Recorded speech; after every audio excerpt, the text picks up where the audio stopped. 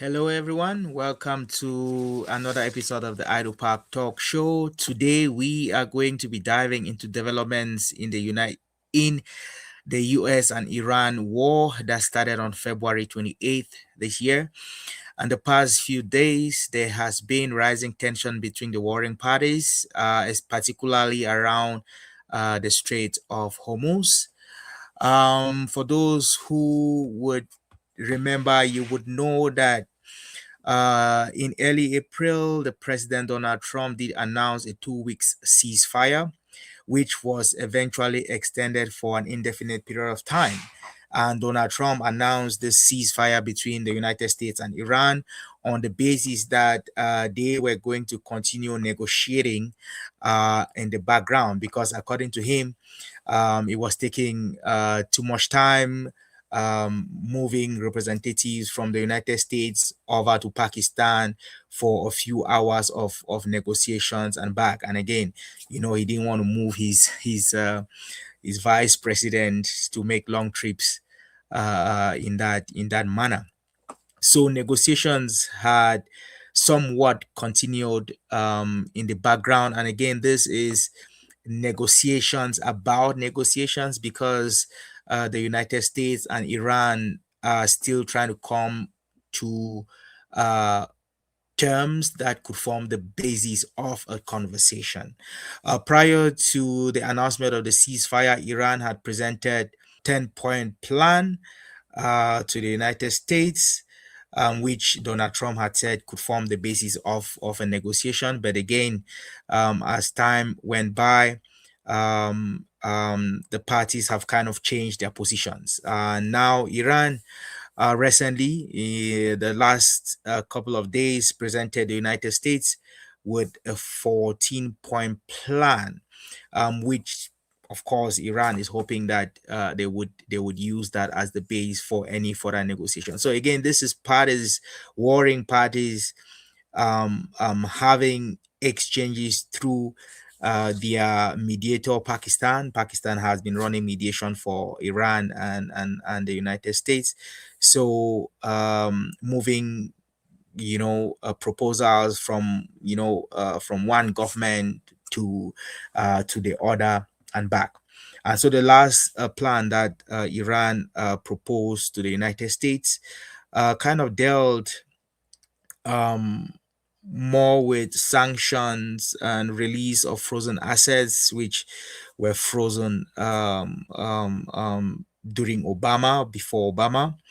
Withdrawal of U.S. forces from Iran's border. So that would mean all the U.S. bases in the Gulf, Qatar, Saudi Arabia, United Emirates, and all that. Again, that this bases be moved. Again, bases have largely been destroyed um, during the war, and so Iran is calling on the United States to kind of move their bases out of the Gulf. Again, that is a proposal.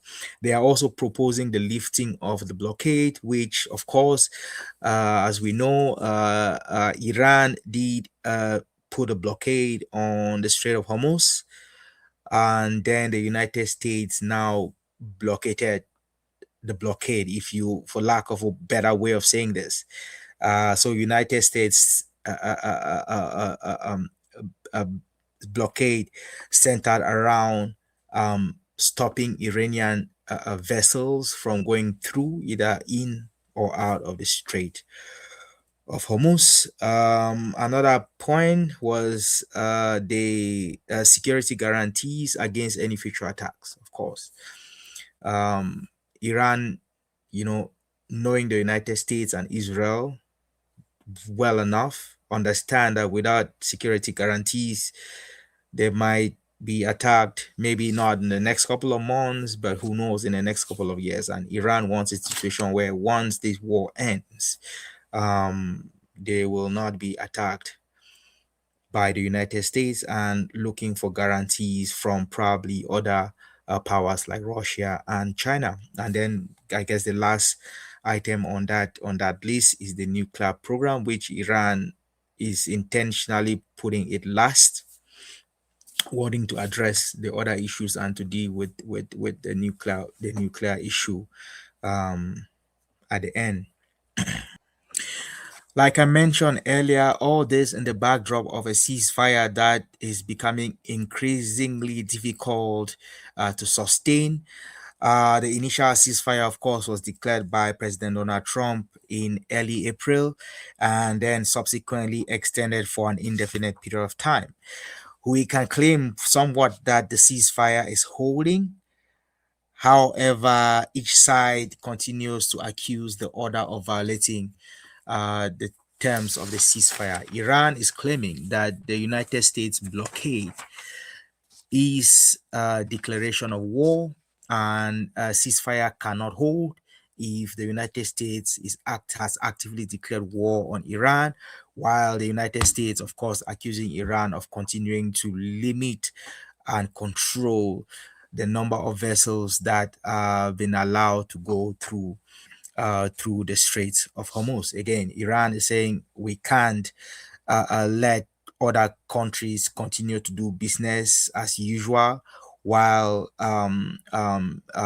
vessels with Iranian flag are unable to, because they are blockaded by the United States. So that is where the issue is. And for both parties, controlling the Strait of Hormuz seemed to be the highlight of the conflict at this point. Everything now is seemed to focus on who has control over the Strait of Hormuz, or what level of control does each party have over the Strait of Hormuz. And I think this is some sort of the linchpin to this current conflict. And as a result of the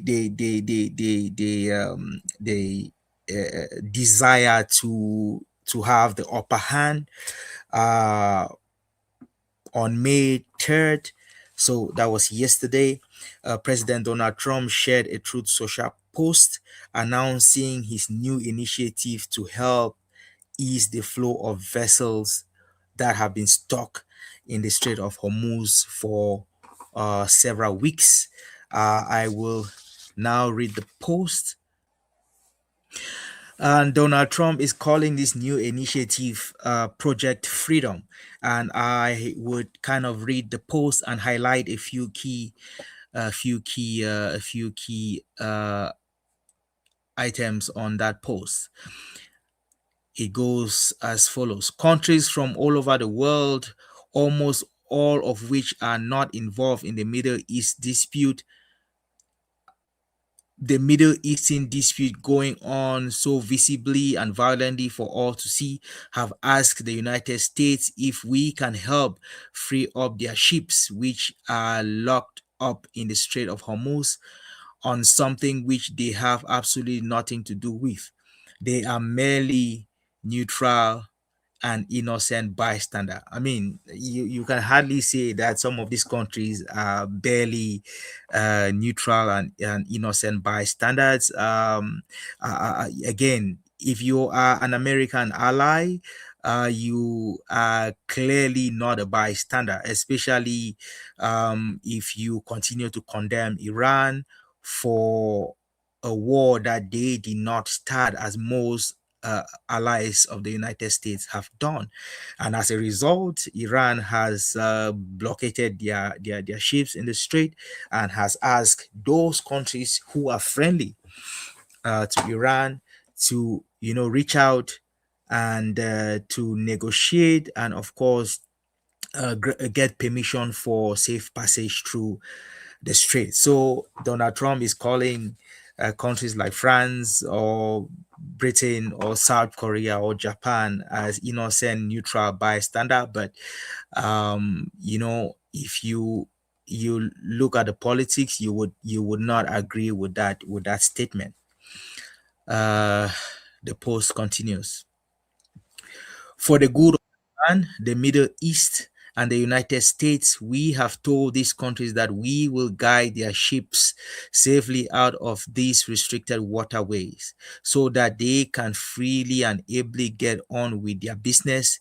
Again, these are ships from areas of the world that are not in any way involved with what is currently taking place in the Middle East.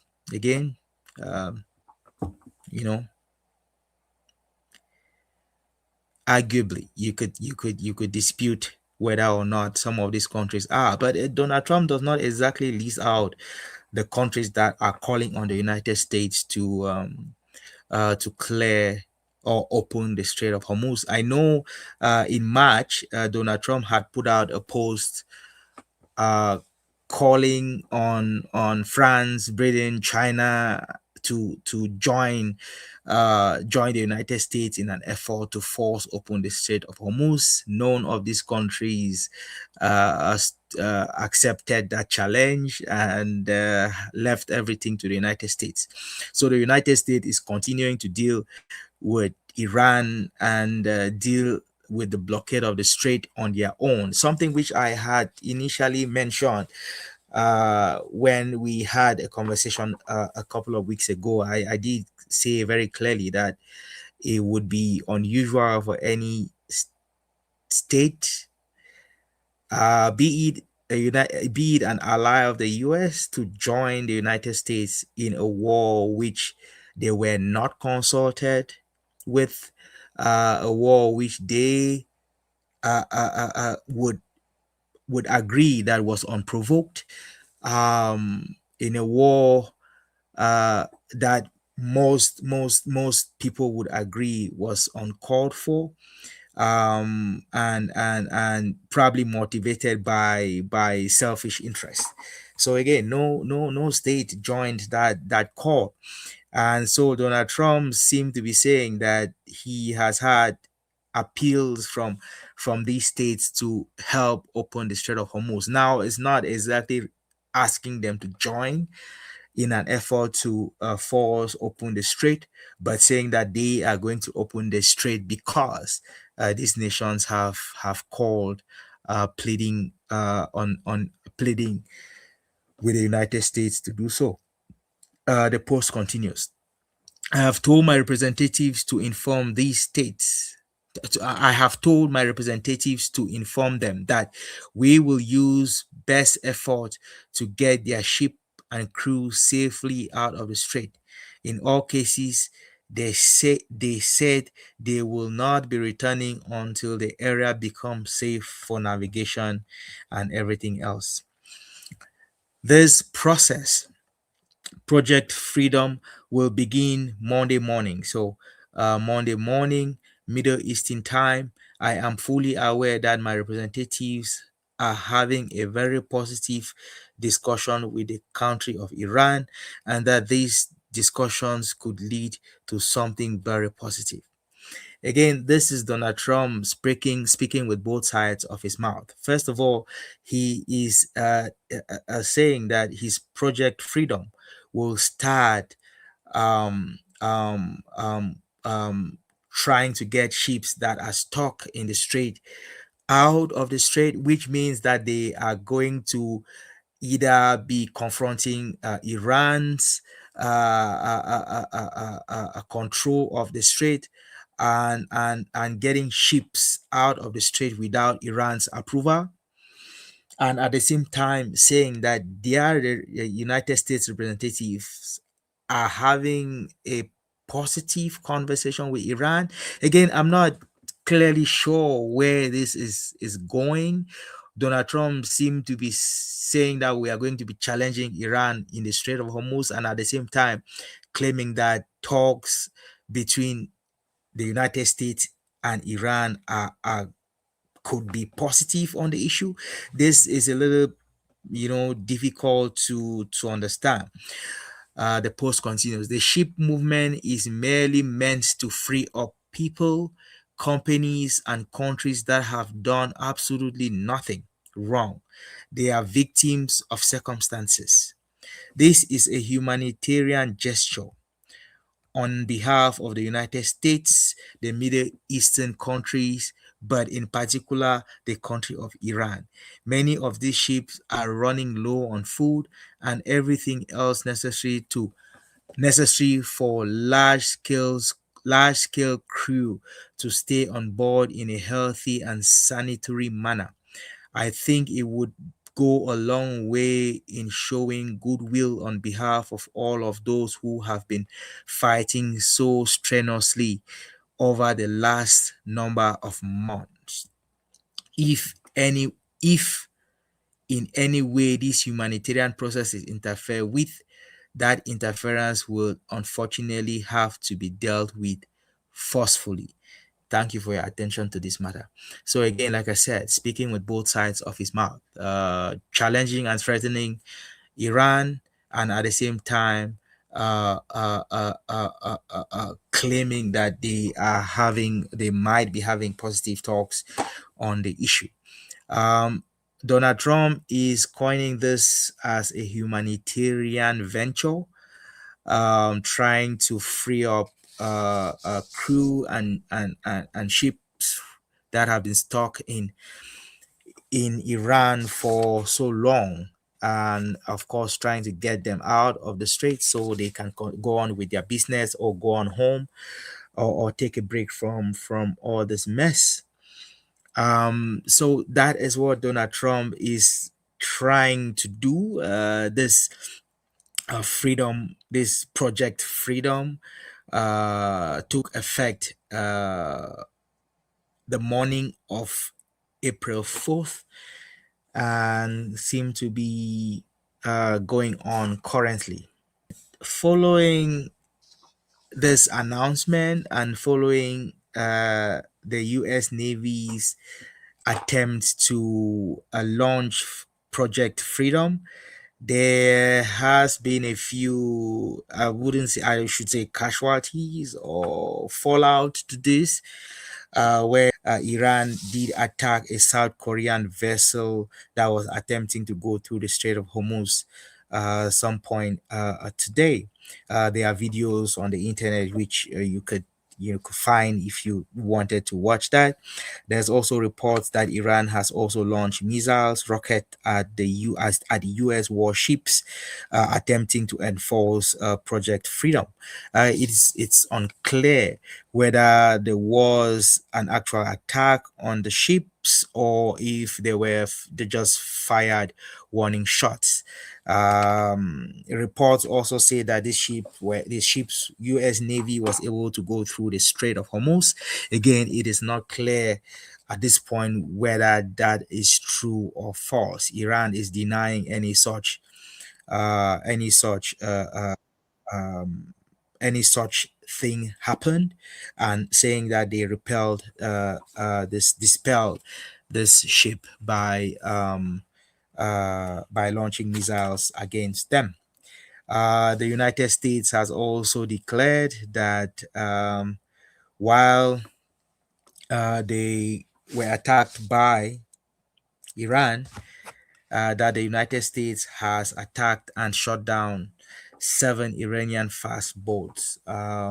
In a Truth Social post, Donald Trump did indicate Donald Trump did indicate that Iran has taken some shots at unrelated nations with respect to the ship movement Project Freedom, including a South Korean cargo ship. Perhaps it's time for South Korea to come and join the mission.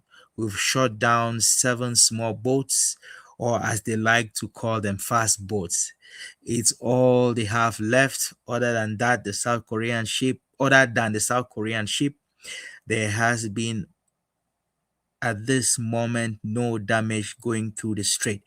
Again, so it is not clear at this point how many vessels uh, has been able to facilitate their move outside the Strait of Hormuz. It's not very clear how many vessels have. It is not clear if Iran is going to continue to attack any vessels that attempt to follow the directions of the United States. And again, I think it's the whole purpose of this Project Freedom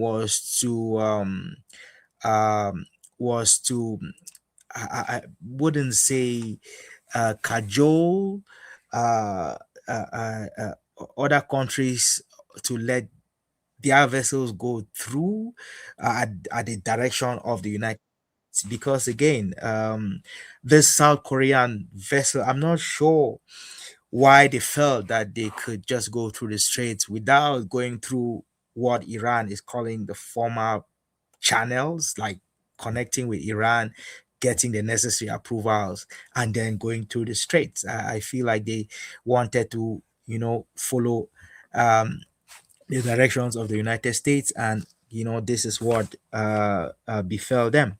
Attack on the cargo ship, leaving it burning in the middle of the ocean.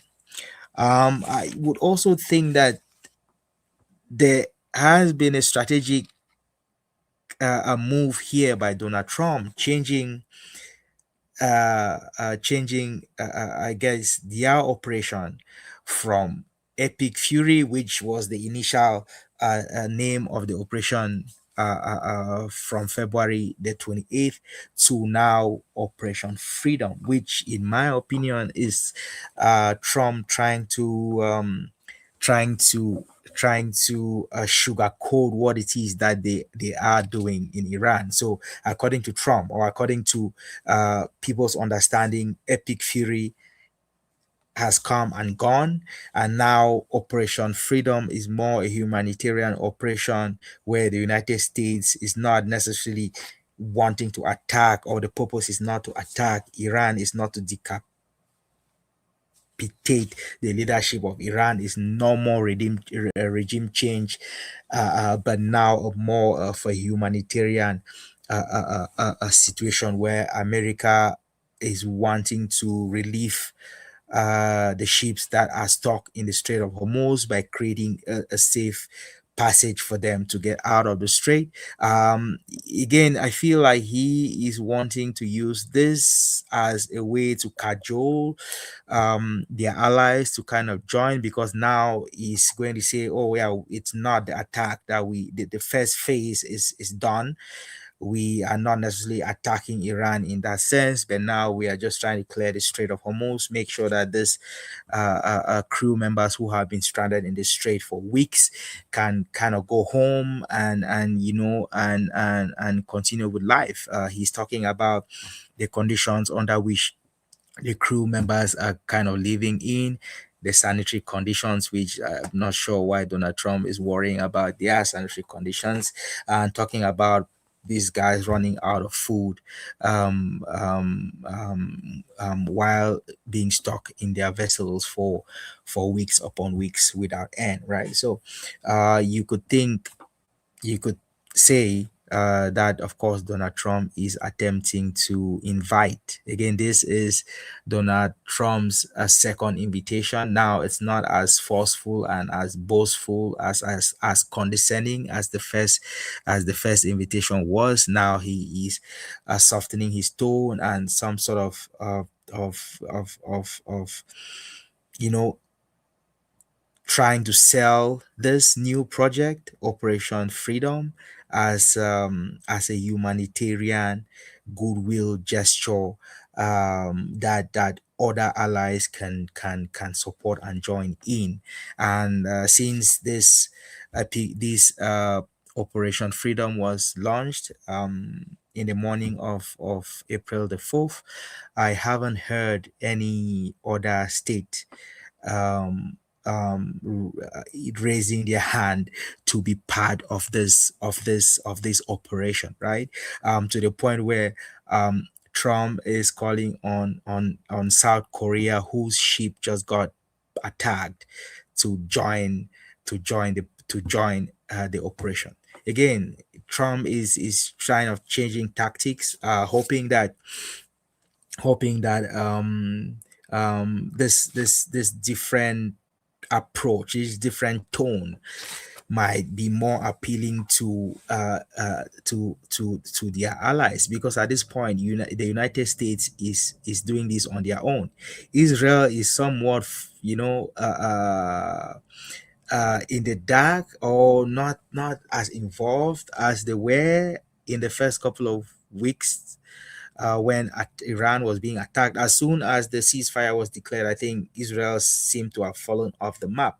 Not because they are not wanting to continue to attack Iran, but now because they have other things that they are dealing with. They are still, involved in Gaza now. They have Lebanon and Hezbollah that they have to deal with, and the fight there isn't easy as well.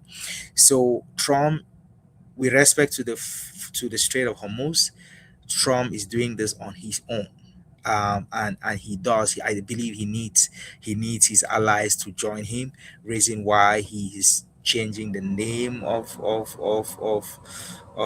the mission, and now giving it a new purpose, which is more a humanitarian uh, um, a mission to liberate the Strait of Hormuz and to free uh, those vessels and their crew who have been captured in the strait for several weeks. Um, we shall, of course, continue to provide you with updates as things unfold.